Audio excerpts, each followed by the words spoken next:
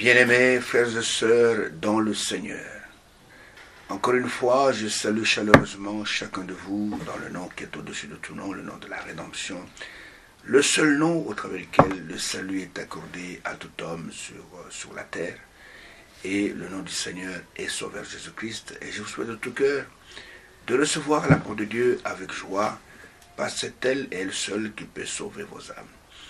Ainsi, quelle que soit votre communauté, quelle que soit votre coloration spirituelle, je vous dis simplement que Dieu vous aime et qu'il a voulu que vous puissiez entendre ce que vous allez entendre aujourd'hui et que la grâce du Tout-Puissant soit sur vous, afin que vous puissiez non seulement entendre, que vous puissiez comprendre aussi de votre cœur et que vous puissiez vous convertir et que vous puissiez bénéficier de la grâce de Dieu pour pouvoir hériter la vie éternelle. Ainsi que le Tout-Puissant puisse vous bénir pour vos prières, pour nous, pour tout ce que vous faites, pour tout ce que vous faites pour nous soutenir, que ce soit financièrement, que ce soit matériellement, que ce soit par vos prières, que le Tout-Puissant vous rende en centuple ce que vous faites pour son œuvre. Et il a dit que même pour un verre d'eau, il y a une récompense.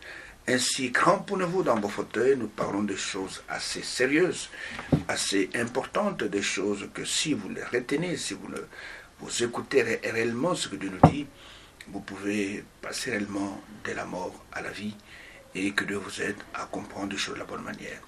Que le glorieux Saint-Esprit soit votre guide, qu'il puisse guider votre esprit à recevoir de la bonne manière la parole que nous prêchons dans ces émissions. Ainsi, quel que soit l'endroit des émissions où vous atteignent, que vous soyez en Afrique, que vous soyez en Europe, que vous soyez aux États-Unis, que vous soyez en Chine, que n'importe où, parce que nos émissions vont partout, que ce soit en Océanie, en Asie, au Proche, au Moyen-Orient, que les bénédictions du Tout-Puissant reposent sur vous. Nous ne faisons pas la publicité d'une communauté, nous ne faisons pas la publicité d'un homme, mais nous faisons la publicité du Dieu Tout-Puissant. Et nous appelons tout le monde pour écouter, comme Jean-Baptiste avait dit, voici l'agneau de Dieu qui ôte le péché du monde. Nous voulons vous amener vers le Sauveur, le seul qui peut vous sauver, et vous écarter de tous les pièges de Satan, afin que vous puissiez hériter la vie éternelle. Ainsi, cramponnez-vous dans vos fauteuils pendant que nous allons ouvrir les pages d'or de sa parole, et qu'il puisse vous faire grâce de bien saisir sa parole, et de placer votre foi en elle, afin d'être sauvés, et d'être avec les saints, quand ils seront rassemblés à la fin des temps, et que nous serons avec lui pour l'éternité. Ainsi, cramponnez-vous, prenez de quoi écrire, même enregistrer ces émissions, elles sont gratuites, nous ne faisons payer pas, il n'y a pas de droit d'auteur, et publiez cela, montrez à vos amis, à vos frères, à vos sœurs, et Dieu vous bénira aussi. Ainsi, soyez attentifs. Pendant une fois, nous allons laisser lui seul nous parler au travers de sa parole. Je ne cesse de le répéter tout le temps. Ce que vous entendez dans ces émissions, c'est différent de ce que vous entendez parfois dans beaucoup des émissions religieuses. Ici, vous êtes en train d'entendre le dernier message que Dieu a adressé à toute l'humanité avant que l'enlèvement ne puisse intervenir. C'est le message biblique du temps de la fin. C'est la voix de Dieu dans ces derniers jours. Et il n'y a que les aigles de Dieu qui peuvent comprendre cela. Parmi les signes du temps de la fin, le Seigneur avait dit que là où sera le corps là c'est la pure parole de Dieu, c'est là où s'assembleront les aigles. Les vautours, ce sont des charognards, ils sont autour d'une bête pourrie, et il y a des vers de terre qui sont là-dedans, c'est-à-dire ce sont des paroles falsifiées, des paroles, je sais pas moi, hybridées, mais les aigles de Dieu ne mangent que ce qui est pur. Ainsi, si vous êtes réellement de Dieu, écoutez-moi, vous aimerez cette émission. Et il y aura de l'amour dans votre cœur pour suivre ce que nous disons dans ces émissions, parce que dans ces émissions, nous ne vous disons rien que la vérité. Il n'y a pas de falsification, il n'y a pas d'hybridation. Ici, c'est la sémence pure qui vous est apportée, afin que vous puissiez hériter de la vie éternelle. Ainsi, nous voyons, mes bien-aimés frères, mes bien-aimées sœurs, que nous sommes en train de parler de ce message glorieux, le message biblique du temps de la fin. Nous vous parlons des événements modernes qui sont rendus clairs par la prophétie, parce que Dieu parle et accomplit ce qu'il a dit. Et nous sommes en train de vous parler essentiellement des temps de rétablissement de toutes choses.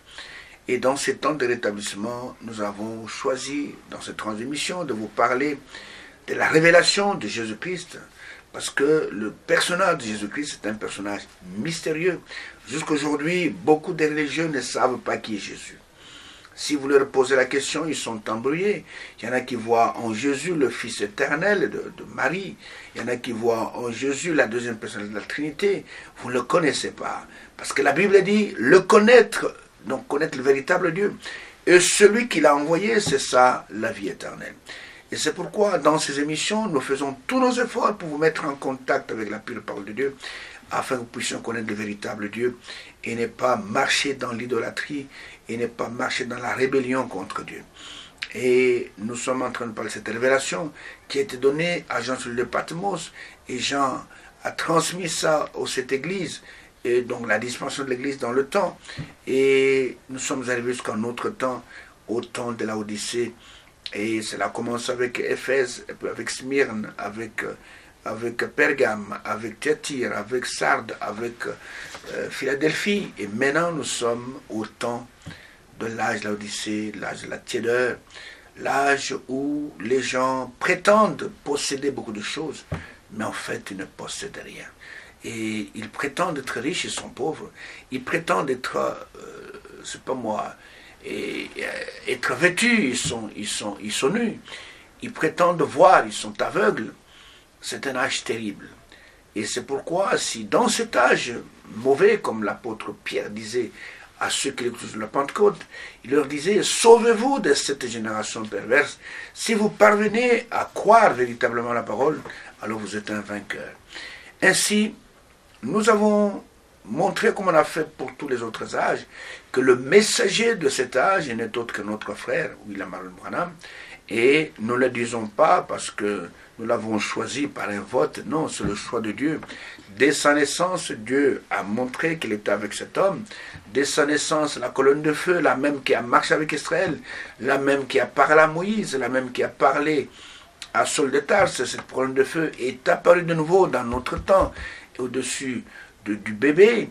Et cette colonne de feu accompagnait cet homme tout le long de son ministère. Ce sont des choses connues. La colonne de feu a été photographiée. Et nous ne racontons pas des histoires. Et tous ces gens qui sont des faiseurs de miracles, nous leur demandons, prouvez aussi que Dieu est avec vous. Et ils ont difficile à prouver cela. La colonne de feu a été photographiée. Et nous ne racontons pas des histoires. Et tous ces gens qui sont des faiseurs de miracles, nous leur demandons, prouvez aussi que Dieu est avec vous. Et ils ont difficile à prouver cela. Je peux vous dire, mes frères et mes sœurs, je vous l'ai dit de tout cœur, si aujourd'hui quelqu'un prétend connaître Dieu, Dieu doit le mettre en contact avec la parole de Dieu pour notre temps. Si tu te dis simplement religieux, et que tu prêches bien, c'est bien, et que tu n'es pas en contact avec ce que Dieu fait aujourd'hui, c'est que Dieu ne te connaît pas. Tu es parmi les ouvriers de l'iniquité qui font beaucoup de miracles, et qui prêchent au nom de Jésus, c'est vrai, mais qui ne savent pas ce que Dieu fait dans leur temps. La foi véritable, c'est de croire ce que Dieu fait dans votre temps. Le Seigneur a posé la question, après avoir parlé dans Luc chapitre 17, parlant de la révélation du Fils de l'homme, et au chapitre 18 de Luc, il pose la question, mais quand le Fils de l'homme viendra, trouvera-t-il la foi sur la terre? C'est la foi véritable, la foi dans la parole de Dieu, la foi dans ce que Dieu fait pendant que vous êtes vivant, et très peu peuvent croire ce que Dieu fait. Nous sommes prêts à parler de ce qu'il a fait dans le passé, nous sommes prêts à vous décrire ce qu'il va faire dans le futur, mais nous sommes incapables de vous dire, c'est-à-dire, je parle de religieux, de ce qu'il est en train de faire sous nos yeux. Et si vous parvenez à identifier la parole de Dieu, en train de s'accomplir dans votre temps, étant révélé dans votre temps, vous êtes un vainqueur, vous êtes un élu. Alors nous voyons que nous avons commencé à parler de cet homme, qui est William Branham, de sa vie, et des dates importantes qui sont, des choses importantes qui sont passées dans son ministère. Nous le faisons non pas pour faire la publicité d'un homme, comme nous le faisons comme nous l'avons fait pour Paul, nous l'avons fait pour Irénée, nous l'avons fait pour Martin, nous l'avons fait pour Colomban, nous l'avons fait pour Martin Luther, nous l'avons fait pour John Wesley. Nous le faisons pour vous montrer que Dieu était avec cet homme. Et nous avons parlé de sa naissance, nous avons parlé de ce qui s'est passé le 11 juin 1933, quand la colonne de feu est descendue pendant qu'il battit dans le fleuve Ohio, et que de cette colonne de feu, une voix s'est fait entendre. Il y avait à peu près 4000 personnes, s'il vous plaît, qui ont vu la colonne de feu descendre. Et de cette colonne de feu, un message est sorti s'adressant à ce jeune homme de 24 ans qui était là dans le fleuve Ohio en train de baptiser. Et la voix lui dit, de même que Jean-Baptiste fut envoyé comme précurseur de la première venue de Jésus-Christ, ainsi tu envoies avec un message qui sera précurseur. C'est le message qui est précurseur, ce n'est pas la personne de Frère Branham. Le message est précurseur et de la seconde venue de Jésus-Christ. Et nous voyons que à partir de ce moment-là, la présence divine se manifeste dans ce ministère jusqu'à sa mort. Et nous voyons que en 1933, il y a eu ce qui s'est passé là. Il y a eu même des visions que le Seigneur nous a montrées de ce qui va arriver jusqu'au temps de la fin. Et le 7 mai 1946, le Seigneur est venu comme dans l'Ancien Testament, dans la forme de l'ange et l'Éternel. Et il lui a parlé dans cette cabane-là, dans la montagne, pour les commissionner, lui expliquer les choses étranges qui étaient dans sa vie.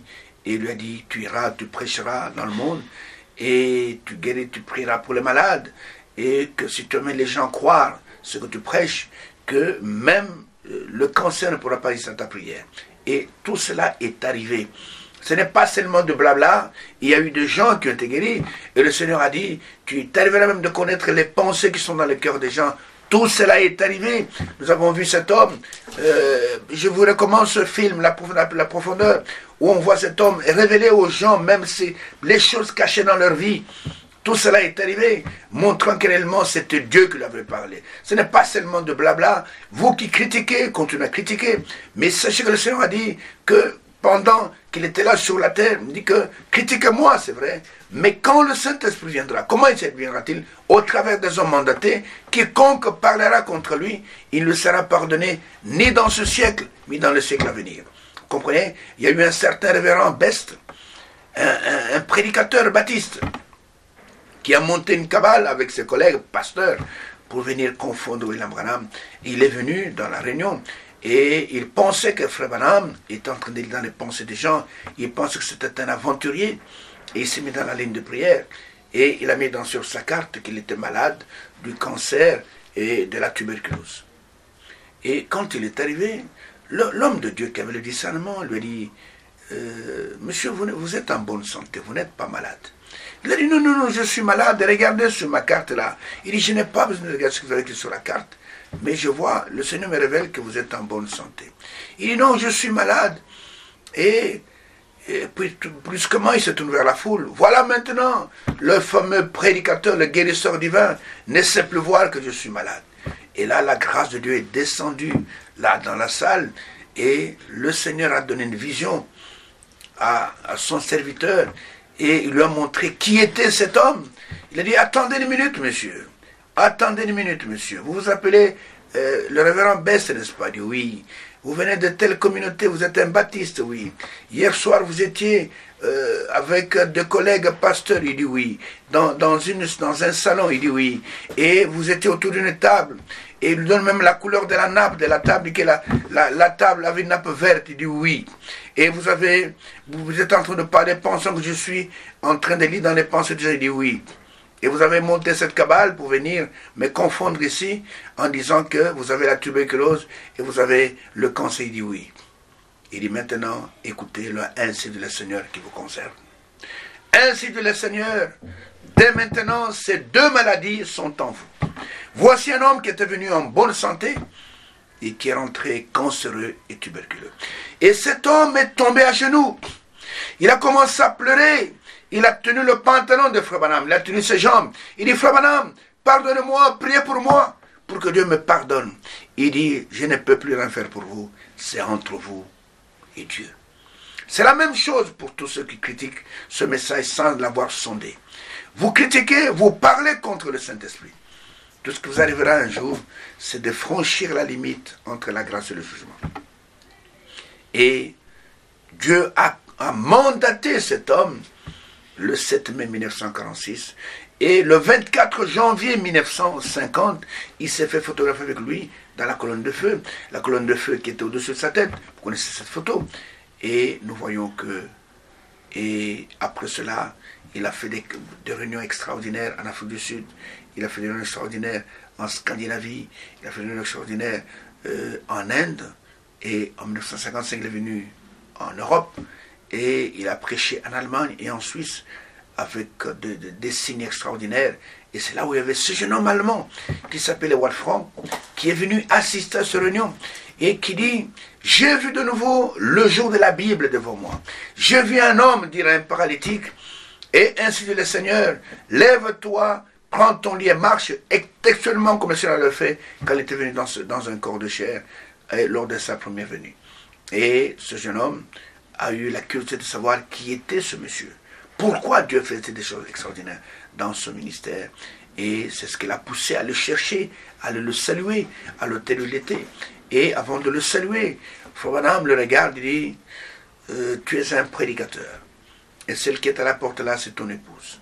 Et à partir de ce moment-là, la vie de ces deux hommes a été intimement liée pendant 10 ans, jusqu'à la mort de Frère Branham en 1965. Et nous voyons qu'en 1962, nous en avons parlé, ce jeune homme est allé à la convention de Voice of Healing, la voix de la guérison. Et c'est là où il a pu faire la différence. Et entre les autres ministères de Thelonious Monk, de Oral Roberts, il y avait 200 évangélistes américains. Il dit: mais le ministère de Frère Branham était spécial. Et j'ai compris que son ministère était en contact, en relation avec le plan de salut de Dieu pour l'humanité. C'était un ministère ordonné de Dieu et envoyé dans le monde pour pouvoir accomplir une mission spéciale. Cette mission, c'est Élie, le prophète, qui devait ramener le cœur des enfants à leur père. Et nous voyons que dès ce moment-là, et quand ce jeune homme est allé trouver Frère Branham, il dit: mais Frère Branham, pourquoi ton ministère était spécial? Quand les autres prêchent, c'est bien, ils sont éloquents. Mais quand toi tu montes en chair, quand tu parles, et on sent la présence de Dieu dans la salle, et Frère Branham va lui dire: Frère Franck, c'est parce que j'ai un message à porter. Vous comprenez? Il savait qu'il avait cette charge. C'est une responsabilité d'apporter. Et il lui a dit: va voir le frère Léo Mercier, il te donnera quelques bandes et il va lui dire: tu amèneras ce message en Allemagne. Et c'était comme une prophétie. Et aujourd'hui, c'est là, c'est une réalité. Le message, pas le message pur, part de l'Allemagne et au centre missionnaire de Krefeld, et il est prêché dans le monde entier via l'Internet. Et les gens affluent du monde entier à Krefeld pour entendre le pur message de Dieu. Ce n'est pas seulement, je ne dis pas ces choses pour vanter qui que ce soit. Vous savez, les enfants de Frère Branham, après la mort de leur père, ils étaient aussi divisés, ils ne se sont pas entendus, surtout la fille Sarah, avec ses frères, le courant ne passait pas. Il reprochait ses frères d'avoir cet accaparé, c'est pas moi, de l'héritage de leur père, et de pouvoir s'enrichir sur le dos de leur papa. Et il voulait même aller en justice pour accuser ses frères, parce qu'elle trouvait que ses frères l'ont abandonné. Elle vivait dans, je ne peux pas dire dans la misère, elle était soutenue par des frères, par des sœurs. J'étais à Auckland, dans l'assemblée où il était, et le pasteur Johnson, je ne sais pas s'il est encore vivant, et avec sa femme, ils m'ont raconté comment il soutenait cette fille, l'ont hébergée avec son mari, tout ça. Mais quand elle voulait aller en justice, son témoignage sur Internet l'a circulé. Et dans un songe, on lui dit: va voir Frère Franck d'Allemagne. Et elle est allée jusqu'en Allemagne. Elle est allée à Krefeld. Elle a fait le voyage. On lui a demandé d'aller jusqu'à Krefeld. Elle est arrivée là-bas. Et quand elle est arrivée là-bas, elle a témoigné dans son témoignage que j'ai entendu de nouveau le message tel que mon père le prêchait. Je l'ai entendu de nouveau, que Dieu soit loué. J'ai entendu le pur message parce que après la mort de Frère Branham, le Branham Tabernacle s'est plongé dans une confusion avec le pasteur qui était le pasteur Collins. On a chassé Neville et on a mis Collins. Et la sœur Meda, jusqu'à sa mort, n'arrivait plus au Branham Tabernacle. Ça, beaucoup de gens ne le savent pas, parce qu'ils trouvaient que ce n'était plus la parole que mon mari prêchait. Est-ce que vous comprenez cela? Mais nous allons y arriver plus tard. Et nous voyons que en 1900, En 60, comme je l'ai dit dans l'émission qui a précédé, Dieu va commencer à révéler à son serviteur le livre de l'Apocalypse. Et nous sommes arrivés, pour ceux qui sont fidèles à nos émissions, en l'an 1962. Là où le Dieu Tout-Puissant va demander à son serviteur d'arrêter les voyages missionnaires à l'étranger et de rester à Jeffersonville pour emmagasiner la nourriture. Et je voudrais lever un peu le voile sur ce problème de distribution de la nourriture et qui est emmagasinée. Il y a trop de blabla qui sont racontés par des gens qui n'ont aucun mandat. Et je vais vous montrer réellement comment Dieu a organisé les choses pour que la nourriture qui est emmagasinée puisse être distribuée. Et dans la prédication ici, la plus grande bataille jamais livrée, Frère Branham, il raconte un peu ce qui est arrivé et comment Dieu, dans un songe, lui a parlé, comment il devait arrêter. Enfin, c'est dans un songe, le songe est assez long, mais je prends au milieu du songe, et là il va voir qu'il devait traverser une grande rivière comme une mer, enfin c'était la mer, dans un bateau, mais il y avait des frères qui voulaient le suivre, j'en ai parlé dans l'émission qui a précédé, et il a dit qu'il était dans un petit bateau. Alors il y avait un gardien qui était là, qui lui a dit, écoutez, si ces frères restent dessus dans ce bateau, ils vont mourir. Alors il faut aller et regarder un hangar là-bas, va mettre de la nourriture afin qu'ils puissent avoir de quoi manger pendant que tu seras loin. En fait, c'était une prophétie sur sa mort. Il devait déjà quitter la scène. Et alors, je relis un peu ça dans cette brochure, La plus grande bataille jamais livrée, la version de Suisse à la page 48, et je vais ajouter une partie à la page 49. Et Frère Branham dit ceci. Alors le gardien revint vers moi et me dit, je vais te dire ce que tu dois faire. Ces frères t'aiment, c'est vrai, ils croient en toi. Mais si tu essaies de faire cette traversée dans le bateau à moteur, ils essaieront de te suivre dans leur canot et mourront tous deux. Ils ne peuvent te suivre. Alors, dans le songe, le programme dit, je demande alors, que dois-je faire? Écoutez maintenant l'ordre. Et ce gardien me répondit, retourne là-bas dans toute cette région. Il n'y a qu'un seul petit hangar. Il n'y a qu'un seul.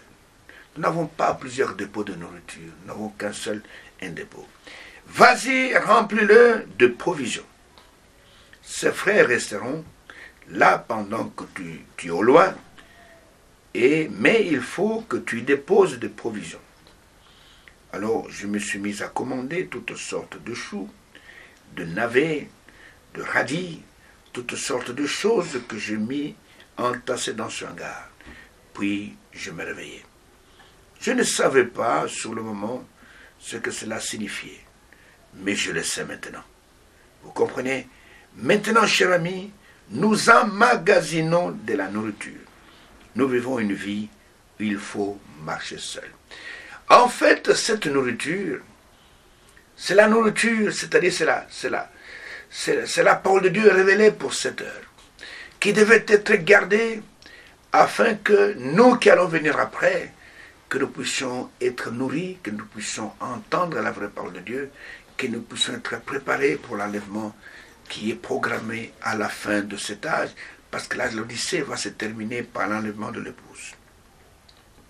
Alors, il dit que maintenant, je sais de quoi il s'agissait. C'est vrai qu'on a montré de la nourriture charnelle. C'est comme le Seigneur a dit dans Jean chapitre 6, verset 27. Il dit, travaillez non pas pour la nourriture qui périt, mais travaillez pour la nourriture qui peut vous conduire dans la vie éternelle, que le Fils de l'homme seul peut vous donner. Alors maintenant, à la page 49, il est dit ceci, au 3e paragraphe, le 4e paragraphe, il dit, quel que soit le mal dans lequel les gens se trouvent, ne les rejetons pas. Ne refusons pas de leur parler. Si nous pouvons gagner une âme, soyons prudents comme le serpent et doux comme la colombe. Et essayons de gagner toutes les âmes que nous pouvons. Écoutez maintenant. Et ce matin, je vais vous dire ceci. Emmagasiner des provisions. Emmagasiner de la nourriture. afin que vous ayez quelque chose à manger et de quoi vous réjouir. Installez des chambres froides pour la nourriture. Emmagasinez-la, écoutez maintenant, il parle de la nourriture charnelle, mais en fait il s'agit de la parole de Dieu. Il dit, emmagasinez-la sur des bandes magnétiques. Peut-être que je vais rester loin de vous pendant longtemps. Effectivement, c'était sa mort qui est annoncée. Mais quand je serai absent, rappelez-vous que tout ce que je vous ai dit est la vérité. Asseyez-vous dans le calme de votre chambre et écoutez. Vous comprenez? Cela, c'est la nourriture. Elle est emmagasinée dans la réserve. Je ne sais pas où mes voyages me conduiront, mais où que j'aille, lui sait où il me conduit. Moi, je ne le sais pas. Je ne fais que suivre ses ordres. Et écoutez, mes bien-aimés frères, Dieu n'est pas un aventurier. Il y a des gens qui prétendent beaucoup de choses que Dieu m'a établies. Écoutez, vous devez nous donner les preuves que Dieu vous a réellement établies, que Dieu vous a mandaté. Et ici, le 11 mars 1962, Branham parle ici de cet ordre qu'on a été donné d'emmagasiner. Mais vous ne verrez nulle part où Branham parle qu'il lui a été donné l'ordre de pouvoir distribuer la nourriture. Ça n'existe pas. Tu peux fouiller toutes les brochures. Dieu est un Dieu d'ordre. Et Dieu savait que la nourriture serait distribuée après sa mort. Vous comprenez? Frère Branham, en fait, il a eu à visiter, je crois, entre 7 ou 10 pays, tout simplement, qu'il a visité pendant son ministère. Mais ce message devait atteindre le bout du monde. Et je crois qu'à l'ONU, il y a à peu près 180 nations, ou 190, je ne connais pas le chiffre exact, mais c'est entre 180 et 190 nations. Et Frère Branham n'a pas eu... Je prends l'exemple de l'Afrique.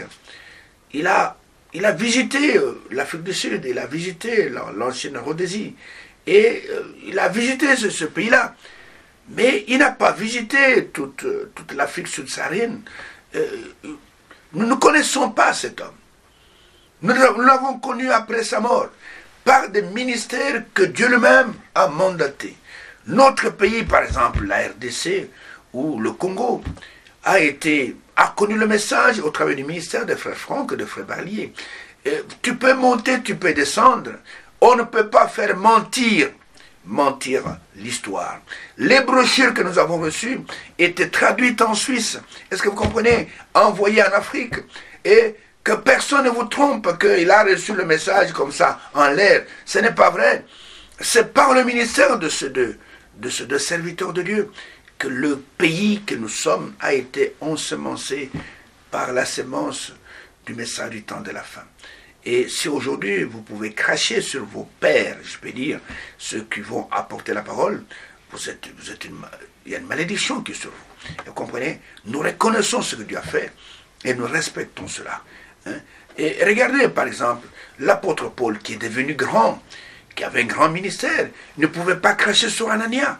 Et Anania, celui qui lui a porté le message, je peux dire, la parole, c'est Anania qui l'a baptisé. Et c'est par Anania, quand il a baptisé, qu'il a reçu le Saint-Esprit. Est-ce que vous comprenez? Et Paul ne pouvait pas piétiner cela. Même quand il est arrivé à Jérusalem, il a dit qu'il est allé vers ceux qui étaient comme des colonnes. Il reconnaissait qu'il y avait des gens qui avaient travaillé avant lui. Mais aujourd'hui, avec l'orgueil, les gens pensent que l'œuvre a commencé avec eux. Ne soyons pas des orgueilleux. Nous devons reconnaître que Dieu travaille dans la continuité. Vous comprenez? Même Frère Franck dit que si Frère Branham n'était pas venu, il n'aurait pas de ministère. Frère Barlier répétait la même chose. Si Frère Branham n'était pas venu, si Frère Franck n'était pas là, je n'aurais pas de ministère. Est-ce que vous comprenez? Nous reconnaissons ce que Dieu fait au travers des autres. Et Frère Branham, quand il est venu, il a reconnu ce que Dieu a fait avec les autres prophètes. Il a reconnu Esaïe, il a reconnu Ézéchiel, il a reconnu ce qu'il a fait avec les apôtres. Il n'a pas dit que je suis l'homme seul, non. Est-ce que vous comprenez? Nous devons reconnaître ce que Dieu fait avec ceux qui nous ont précédés. Et nous voyons que le 11 mars 1962, Dieu, plutôt dans ce témoignage, il dit à son serviteur d'arrêter le voyage outre-mer et d'envoyer la nourriture parce qu'il allait aller loin. Aller loin là, c'était sa mort. Pour que quand il sera absent, que les frères et les sœurs puissent avoir de quoi manger. Vous comprenez? Et il ne savait pas que c'était... En fait, c'était sa mort. Qu'il allait... Pour que quand il sera loin, que nous ayons de quoi manger, que ce message puisse nous amener jusque dans la présence du Seigneur. Vous comprenez? Et quand il a prêché la même année, le 30 décembre 1962, il a prêché ce sermon, Monsieur Esler. Et là, il parle du son du frère Junior Jackson, qui a vu une grande montagne. Et cette montagne, le sommet était coupé, on avait comme cisaillé le sommet de la montagne. Et à l'intérieur, il y avait une lumière extraordinaire, une lumière que personne n'avait jamais vue. Et autour de cette montagne, Frère Branham était là avec plusieurs frères. Il est en train d'interpréter pour eux cette lumière. Et dans ce songe, il leur dit, restez, regardez cette lumière. Pendant que je serai loin, restez, regardez cette lumière. Ne vous en éloignez pas. Et quand il est parti, il a disparu à l'ouest. Très peu sont restés regarder la lumière. D'autres ont commencé à poser la question, où est Frère Branham? Où était-il parti? Non, Frère Branham a prêché Christ. Restez attachés à Christ, tournez les regards vers Jésus, afin d'hériter avec les saints de tous les âges. Et pendant qu'il parlait le 11 mars, ou plutôt Frère Branham donné ce témoin le 11 mars, qu'il a reçu l'ordre d'emmagasiner la nourriture. Il dit que maintenant nous sommes en train d'emmagasiner et le dépôt est plein, nous n'avons qu'un seul dépôt, nous n'avons pas plusieurs. Il n'y a pas un dépôt, c'est pas moi, à Jeffersonville, un dépôt, c'est pas moi, à Singapour, un dépôt ceci. Non, nous n'avons qu'un seul dépôt, un seul message, un seul messager. Nous n'avons pas deux messages. Nous tous, nous sommes dans le même message. Même Frère Franck, il a le même message. Il n'a pas un autre message. Et le 2 avril de la même année, le Dieu Tout-Puissant, qui nous a prédestinés selon sa bonne volonté, parle à ce jeune homme qui était Frère Franck, et il lui parle là, sur l'avenue Louise, à Krefeld. C'était le matin, au numéro 160. Très tôt matin, il était devant la fenêtre en train de regarder les gens partir au travail. Et là, la chose va arriver. Je préfère encore lire ce que lui-même dit dans son témoignage. Je suis un vrai témoin. I'm a witness. Et regardez ce qu'il dit de ce qui est arrivé en ce moment-là. Et Dieu va lui parler. Il va lui parler en rapport avec la nourriture, emmagasinée. Il va lui demander qu'il arrivera un temps où il va commencer à distribuer la nourriture. C'est toi qui vas commencer à distribuer. Écoutez, Dieu, je pose la question. Tous ceux qui s'élèvent dans le monde entier, qui prétendent qu'ils ont un mandat pour la distribution de la nourriture, je voudrais que vous puissiez nous apporter vos preuves que Dieu vous a mandaté. Voici un homme qui a été mandaté par voix audible. Le Dieu Tout-Puissant lui a parlé. Hein? Et Frère Branham était au courant de cela. Frère Branham a confirmé ce ministère. Frère Branham lui a répété, quelques temps plus tard, le mot à mot, ce que le Seigneur avait dit. Et aujourd'hui, nous avons des imposteurs qui se disent, écoutez, moi, c'est moi que Dieu a choisi pour être, c'est pas moi le successeur de Frère Branham. Il n'y a pas de successeur. Écoutez, il y a une continuité dans le ministère. Personne ne peut remplacer Frère Branham. Son ministère était unique. Et chaque ministère dans le corps de Christ est un original. Il n'y a pas quelqu'un qui va copier l'autre. N'essayez pas de copier ce que Frère Branham a fait, vous n'y arriverez pas. N'essayez pas de copier Frère Franck, vous n'y arriverez pas. N'essayez pas de copier n'importe quel ministère, vous n'y arriverez pas. Nous sommes tous des originaux. Alors, voilà ce qu'il raconte de ce qui est arrivé le 2 avril 1962. J'avais commencé à parler de cela la fois passée, maintenant nous allons continuer. Et il dit ceci, pendant qu'il était à la fenêtre, le Seigneur, il dit ceci, il a entendu la voix d'en haut et de droite, vint la voix terrible du Seigneur, prononçant chaque mot avec précision en langue allemande. Le Seigneur dit ces mots. Mon serviteur, ton temps dans cette ville sera bientôt terminé. Je t'enverrai dans d'autres villes pour prêcher ma parole. Ça, c'est la première partie de sa commission. Je t'enverrai dans d'autres villes pour prêcher ma parole. Et Frère Franck dit, ami, le moment suivant, je m'évanouis. Je tombais à terre sur mon bras gauche, sur le tapis. Je n'avais plus de force dans mon corps. Ce n'est qu'après quelques instants que je repris un peu de force.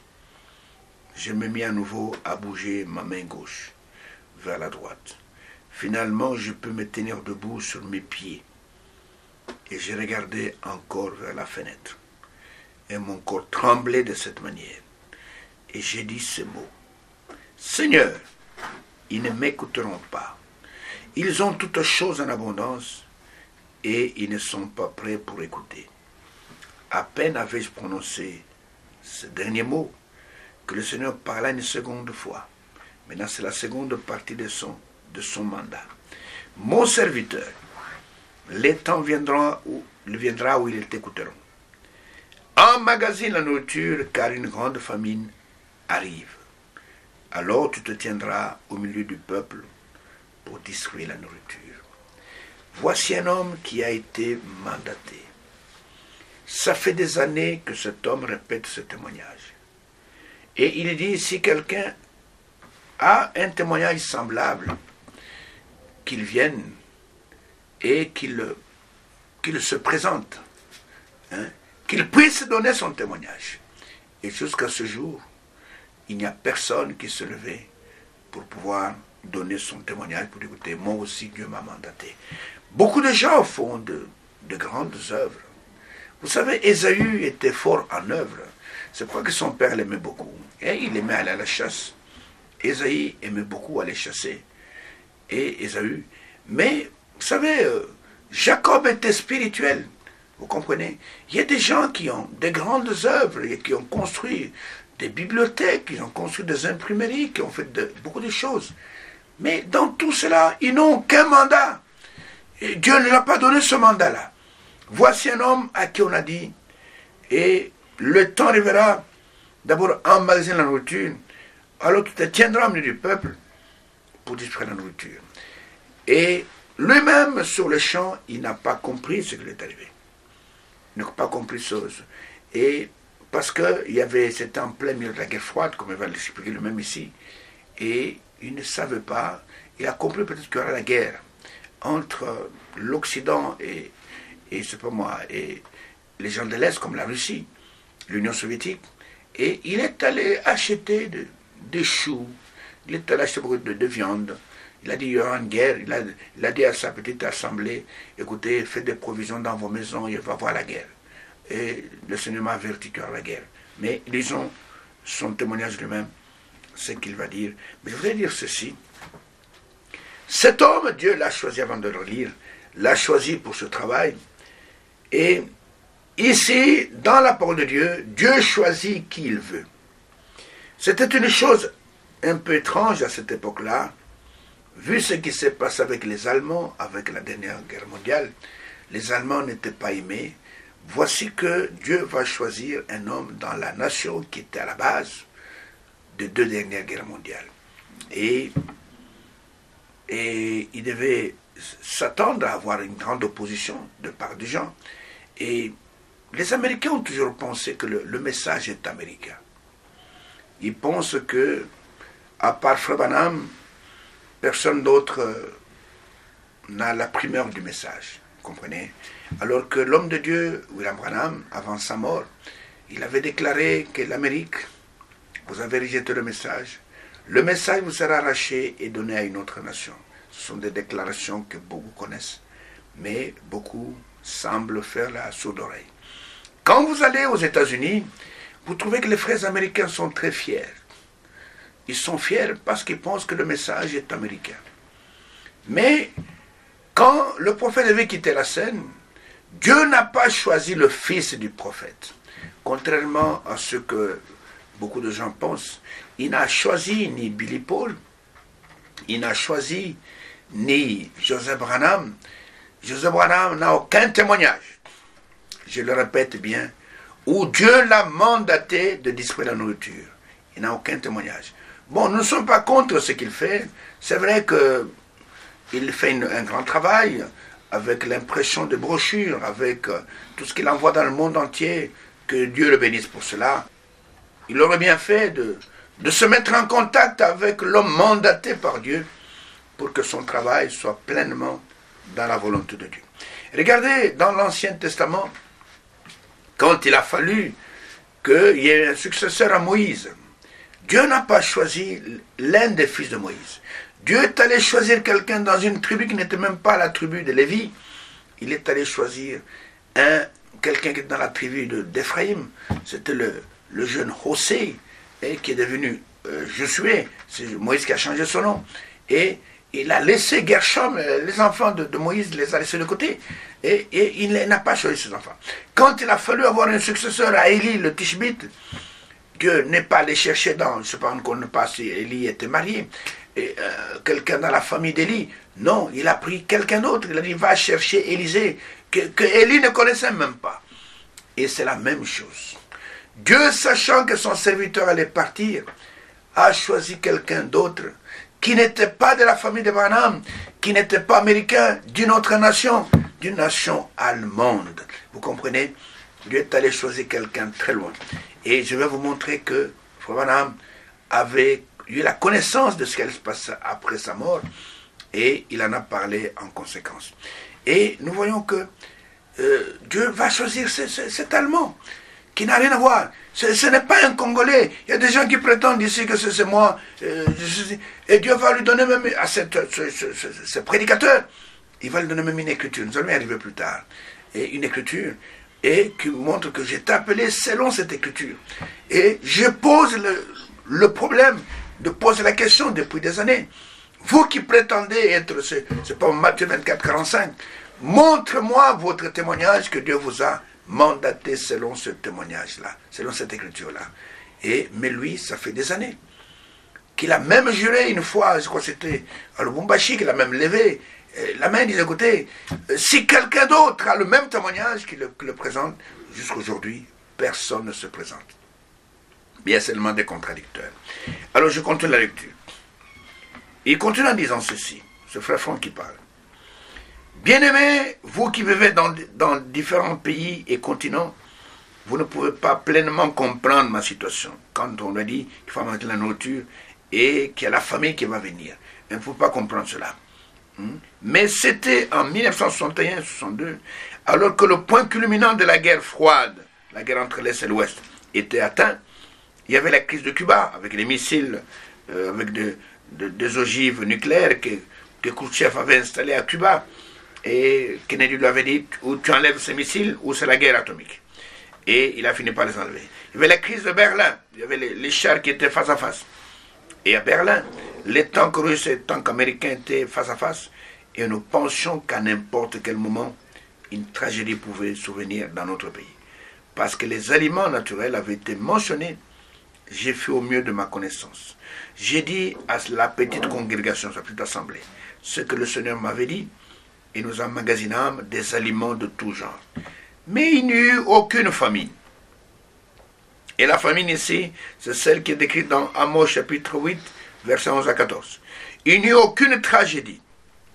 Mais en ce qui me concernait, quelque chose m'arriva et j'ai dit, Seigneur, je ne peux plus vivre.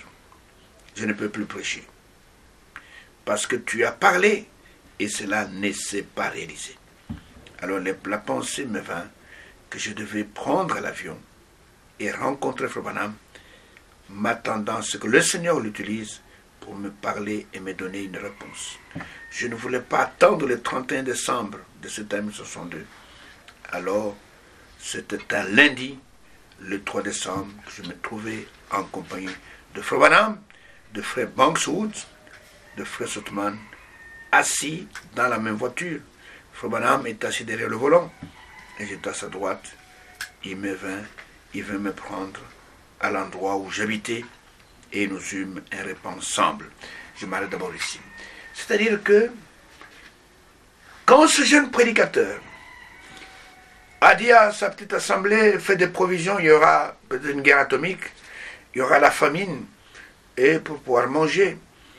Et il ne savait pas que c'était la famine spirituelle, selon Amos 8, versets 11 à 14. Et il s'est rendu compte que la chose n'est pas arrivée. Il n'y a pas eu la tragédie qu'il attendait. La famine n'était pas là. Alors il a compris qu'il a mal interprété la vision ou les paroles du Seigneur. Alors, comme un prophète majeur était sur la terre, ce sont les seuls qu'on peut consulter directement. Vous comprenez? Et vos maisons de dons là, elles ne sont pas bibliques et les maisons de dons n'ont aucune place dans les Saintes Écritures. La Bible dit qu'autrefois, 1 Samuel 9,9, quand on allait consulter Dieu, on allait voir les voyants. Et celui qu'on appelle aujourd'hui le prophète est appelé l'autre fois le voyant. C'est la seule personne. Frère Branham dit, quand, du temps de Joseph et Marie, quand Marie est tombée enceinte, que Joseph voulait la répudier, voulait se séparer d'elle, à cause qu'il n'avait pas confiance en elle, qu'il ne croyait pas son témoignage, Dieu est intervenu. Mais comme il n'y avait pas de prophète majeur, Dieu a utilisé un moyen secondaire qui sont le songe pour parler à Joseph. Mais s'il y avait eu un prophète, comme du temps de David, Nathan est venu parler à David, Dieu aurait envoyé ce prophète-là. Et frère Franck, quand il a senti qu'il a mal compris, il a pris l'avion. Il dit, je dois aller rencontrer le prophète avec l'espoir que Dieu peut me parler au travers de lui. J'ai conduit ma petite église dans une confusion. Je leur ai dit de faire des provisions du chou, de la viande, de tout ça. Mais je me rends compte que ce n'est pas la chose. Et il est arrivé à Jeffersonville. Et quand il est arrivé à Jeffersonville, il a cherché une petite chambre d'hôtel. Et puis il est allé à l'église. Quand il est arrivé à l'église, grande surprise, on lui dit que Frère Branham n'est pas sur place. Il est en déplacement, en voyage missionnaire. Oh là là! Et imaginez l'abattement du garçon qui était venu avec l'espérance qu'il allait rencontrer le prophète. On lui dit que le prophète n'est pas là. On ne sait pas quand est-ce qu'il va rentrer. Il était abattu. Mais Dieu qui connaît toutes choses. Avant la fin de la réunion, un frère se lève et parle en prophétie. Il dit, mon serviteur s'adressant à ce jeune homme, tu n'es pas venu en vain. Le serviteur de Dieu, mon serviteur, le prophète, te dira exactement pourquoi tu es venu. Et il va te répondre à toutes les préoccupations dans son cœur. Alors le frère est rentré à son hôtel, rassuré. Et quelque temps plus tard, je crois 2 ou 3 jours après, c'était le 3 décembre, Frère Branham est rentré. Et pour des raisons encore inconnues, il est allé chercher ce jeune homme à l'hôtel où il était. Comment as-tu su l'adresse qu'il est à tel hôtel? Point d'interrogation. Vous qui vous vantez, nous sommes des successeurs. Nous sommes de ceci. Et il est allé chercher ce garçon. Il l'a mis dans la voiture.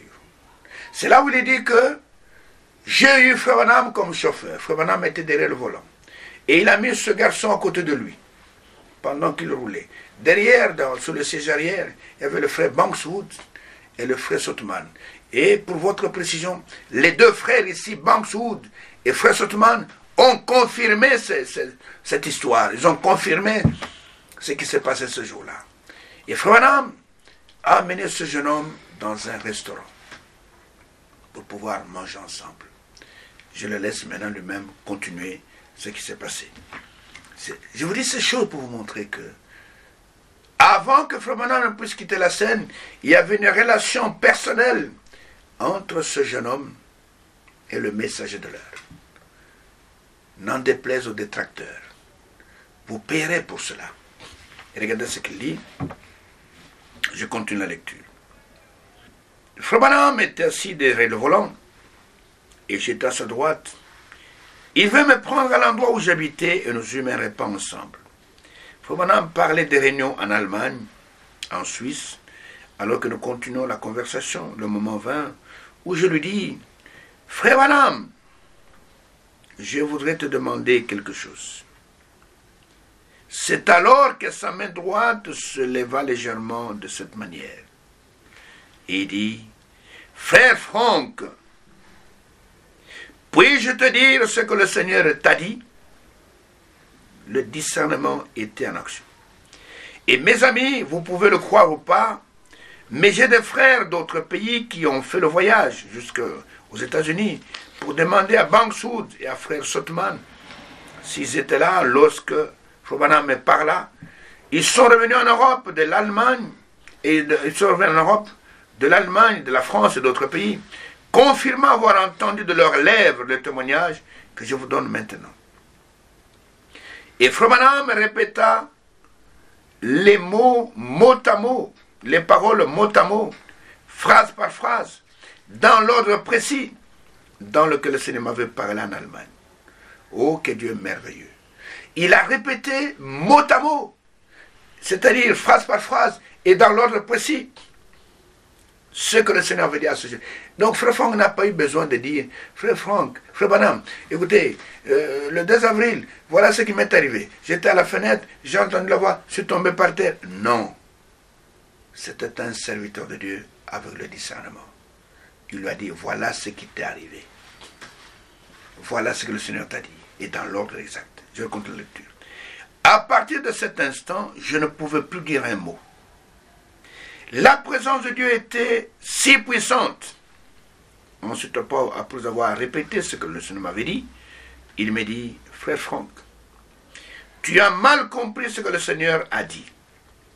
Tu avais l'impression qu'il y aurait une tragédie naturelle et une famine naturelle. Vous voyez? Et ainsi tu as emmagasiné la nourriture naturelle. Il continua et dit, Dieu enverra une famine d'entendre sa parole. Et nous sommes dans cette famine maintenant. Et la nourriture qui doit être emmagasinée est la parole promise de Dieu pour ce temps, révélée par le Saint-Esprit et qui est gardée dans des prédications qui sont sur des bandes. Oh mes frères, pourquoi a-t-il parlé des bandes? Parce qu'à cette époque-là, les brochures n'existaient pas. À cette époque-là, il n'y avait que 2 livres. Qui étaient, bon, il y avait d'autres petites publications, mais il y avait seulement le livre de Gordon Lindsay. William Branham, un homme envoyé de Dieu, et que je peux vous montrer, le caméraman peut vous montrer ce livre maintenant. Et il y avait aussi l'autre livre, c'était Un prophète visite l'Afrique du Sud. Et à part ça, la nourriture était emmagasinée sur des bandes magnétiques. Il n'y avait pas de brochure. Je continue un peu la lecture, je fais de commentaires après. Frère Franck dit, Frère Branham a utilisé le mot bande lorsqu'il a fait cette déclaration. Bien sûr, depuis septembre 1958, j'ai reçu toutes les prédications que Frère Branham donnait en Amérique. 3 semaines après, je les recevais en Allemagne. Et c'est ainsi que j'ai réellement grandi sous son ministère année après année. Cela a été ordonné par le Dieu Tout-Puissant de cette manière. Les derniers mots qu'il a dit ce 3 décembre dans cette conversation furent « Frère Franck, attends pour la distribution de la nourriture. » Vous voyez, jusqu'à ce que tu reçoives le reste de la nourriture qui va avec. Cette partie, je ne l'avais pas comprise. Mais je n'avais pas osé demander ce que cela voulait dire. Ainsi, par la grâce de Dieu, nous devons comprendre que c'était au moment où le Seigneur m'avait parlé que l'ange du Seigneur avait parlé à Frère Branham en lui disant « Ne fais pas ton voyage à Zurich, en Suisse, pour une seule réunion avec les hommes d'affaires du Full Gospel, mais retourne à Jeffersonville et emmagasine la nourriture. Vous tous qui êtes en relation avec le message de l'heure, vous savez qu'il en a parlé au moins 3 fois, disant de quelle manière cela lui fut dit et comment il devait emmagasiner la nourriture par la grâce de Dieu. Mais il n'a jamais eu l'ordre de pouvoir distribuer la nourriture. Et pour la distribuer, Dieu, le Seigneur Tout-Puissant, il a mandaté quelqu'un d'autre. Et c'est ainsi que, rapidement, le Seigneur qui est riche en miséricorde, il savait exactement que ce serait quelqu'un d'une autre nation qui ferait cela. Pas un Congolais. Tous ceux qui parlent aujourd'hui, qui sont successeurs, ce sont des aventuriers. Ils paieront pour cela. C'est ainsi que Frère Branham savait exactement que c'est ce garçon qui allait distribuer la nourriture. Il dit, attends le reste. Attends quand tout sera terminé, quand je vais partir, tu vas le reste de la nourriture et tu vas te mettre debout pour distribuer. Il a dit cela devant Sothmann et devant Bankswood. Il connaissait par qui le message serait distribué après sa mort. C'est ainsi que, au mois de janvier 1963, le 18 janvier 1963, dans cette prédication qu'il a prêchée et à Phoenix en Arizona, l'esprit de vérité, Frère Branham va faire cette déclaration parce qu'il connaissait la personne qui allait rester sur la nourriture. Ce n'est pas ce que les gens racontent ici, les gens qui ne connaissaient même pas le message, d'autres qui n'étaient même pas nés. Écoutez, et voilà ce qu'il fait comme déclaration au début de la prédication, et c'est dans la version de Shekinah, l'esprit de vérité, et à la page 6, au paragraphe 20, et il dit ceci: à l'exception de l'autre jour, lorsque je suis venu à l'ouest, vous avez joué la bande, c'est la bande de M. Suller. Beaucoup parmi vous, je pense, et vous comprenez, et je ne sais pas, j'attends. Je suis ici maintenant, je ne sais pas pourquoi. Je ne fais qu'attendre. Peut-être, écoutez, que c'est le temps pour moi de rentrer à la maison. On dirait que c'est vraiment cela. Si c'est le cas, il se lèvera après moi quelqu'un qui continuera avec le message. Ce sera une personne étrange. Vous comprenez? Il connaissait la personne. Mais il se lèvera après moi, après ceci, et il continuera avec le message. Il connaissait la personne. Écoutez cela. Tant que c'est scripturaire, accrochez-vous-y. Il savait exactement qui allait continuer avec le message. Aujourd'hui, au travers du ministère de cet homme, le message atteint plus de 160 ou 170 nations. Qui peut se lever pour dire que moi, j'étais dans tout le pays-là à prêcher le message? Tu prêches en RDC, tu prétends que tu es le successeur de William Branham. Et Frère Branham dit qu'il s'élèvera quelqu'un après moi, une personne étrange, qui prendra ce message et qui va l'amener jusqu'au bout du monde, qui va l'amener jusque dans plusieurs nations. Et nous allons vous montrer que Dieu a été dans ses promesses, que Dieu a suscité quelqu'un.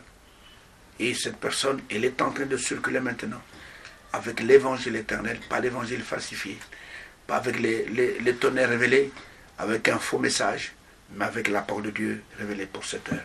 Dieu voulant, nous allons continuer dans l'émission qui va suivre, mais retenez qu'en 1962, Frère Branham va arrêter le voyage missionnaire et il va seulement amener la nourriture et Dieu va parler à quelqu'un d'autre en Allemagne pour lui dire: le temps va arriver où tu vas te lever maintenant pour distribuer la nourriture. Et ceux qui sont de Dieu acceptent cela, ils croient cela. Ainsi que le bénisse, qui vous donne le discernement des choses les meilleures. Accrochez-vous à ce que Dieu dit. Accrochez-vous aux paroles que Dieu met dans la bouche de ses serviteurs. Et vous allez certainement arriver au bout du chemin. Et vous allez hériter l'héritage éternel. Que Dieu bénisse et qu'il vous accorde tout ce que votre cœur désire. Priez pour moi comme je prie pour vous. Et je vous donne rendez-vous à l'émission prochaine.